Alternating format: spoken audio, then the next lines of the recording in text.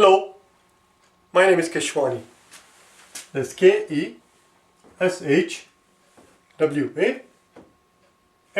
Keshwani. We are here because we want to prepare for the SAT. We have been solving math problems out of this book here, the official SAT study guide, the second edition. If you do not own this book already, purchase one immediately. You're going to need it in order to be able to follow my work. The problem that we are about to solve is the one that you will find on page number 399. Today is our lesson number 13. The very last problem on page 399. Tell you what, before I actually solve this problem, let me break into a little sermon. So here we go. There are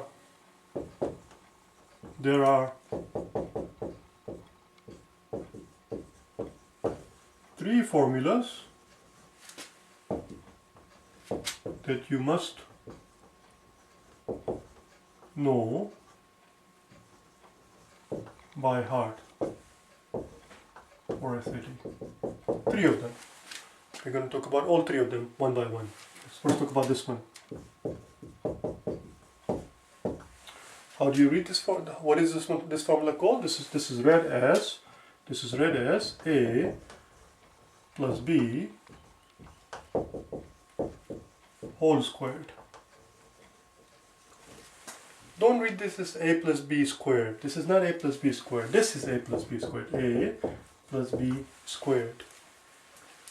That's not what this says. You must say A plus B whole squared. Whole squared tells me that everything that I heard before has to be squared. Everything, the whole quantity has to be squared.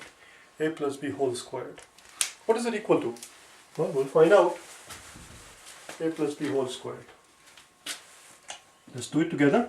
A plus B times A plus B. That's what it means. A plus B whole squared means we take the quantity and we multiply by itself.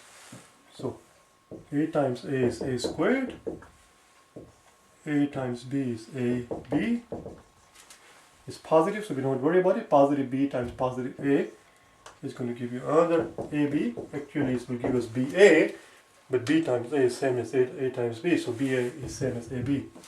And finally, positive B times positive B is going to give you positive B squared. Let's put them together. So it is A squared plus your AB here. AB and AB, so that's plus 2AB, and finally the B squared. That's the first formula you must know. You must know this formula by heart. And of course, in the event that you have trouble remembering it, you can always just follow it very quickly in the exam and find out that way. But it's good to know it. It's good to have it at your fingertips. Let's look at the next one. The next formula is going to be very simple. It's just A minus B, A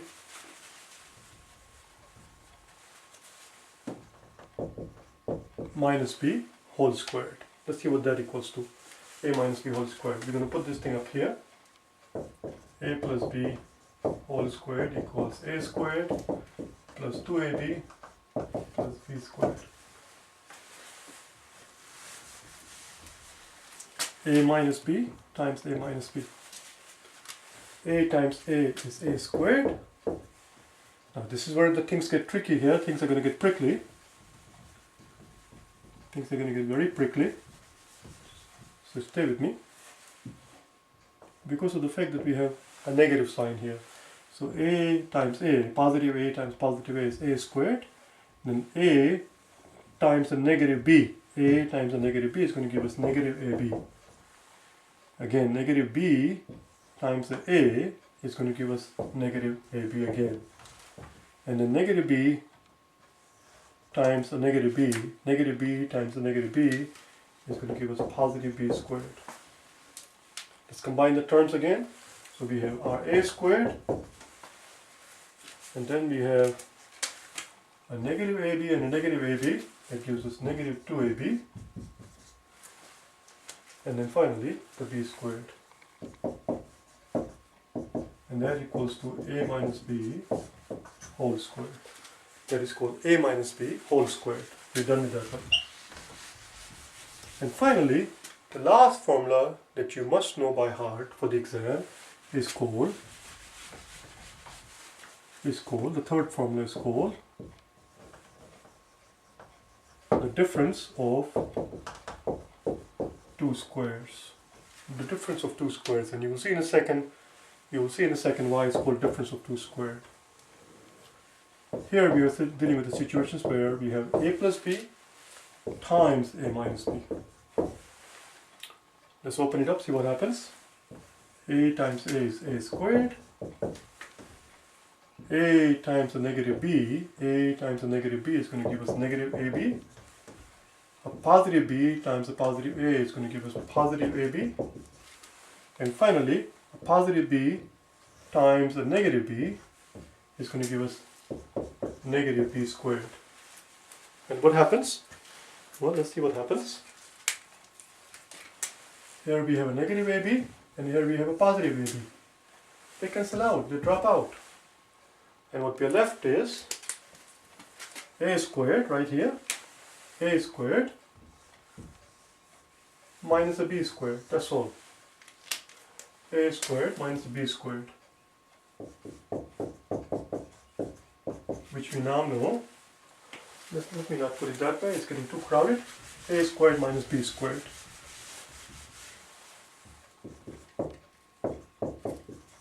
Which we now know equals a plus b times a minus b.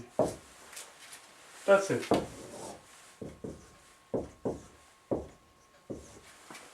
You must know this formula by heart. They are very handy. And if we knew that, if we knew this third formula by heart, then the question that we are about to do is a very simple question. Let's do it together. 2x minus 5 times 2x plus 5. And we are told that it equals 5. And the question simply is, how much is 4x squared? How much is 4x squared? That's the punchline. Let's put the punchline there. Well, here we have a difference of two squares. See, this quantity right here is your a, 2x, this is your a, and then we have a negative b and a positive b. You see that? So it is simply, if you knew the formula, this would simply be 2x squared minus 5 squared. This entire thing would be 2x squared minus 5 squared, which we are told is 5. How much is 2x squared? 2x squared, when you open it, you're going to get 4x squared. 2x whole squared is 4x squared minus the 25 equals the 5. Let's add 25 to both sides. And we find out that 4x squared equals 5 plus 25, which is 30, which is what they're looking for. How much is it? We just found out that it is 30.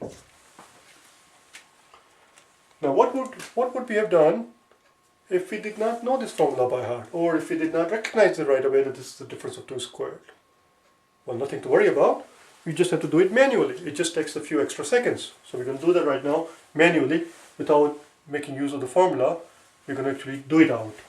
Let's do it up here. I'm not going to erase this thing.